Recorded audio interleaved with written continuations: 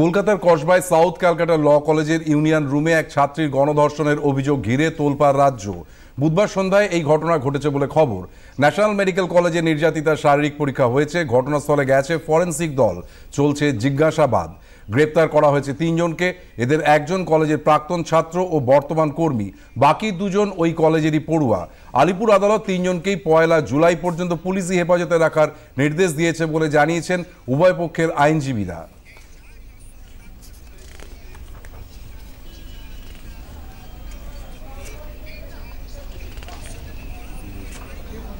Court পুরোটা শুনেছেন, আমরা যা মেডিকেল এভিডেন্স আছে সেটা কোর্টকে দেখিয়েছি। প্ল্যানেট কোর্ট 1 জুলাই অবধি পুলিশ কাস্টাডি গ্রান্ট করেছে। 3 জনের প্রোটেকশন হয়েছিল, ফুল টার্ম পিসি চেয়েছিল। ওটা এফআইআরে যেরকম অ্যালিগেশন সব দিক দিয়ে যেরকমভাবে প্রচার করা হচ্ছে ওরকম কোনো ঘটনা নয়।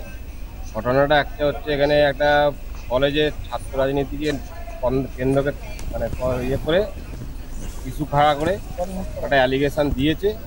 এটা সাহেব বিচার করে মঙ্গলবার পর্যন্ত পিসি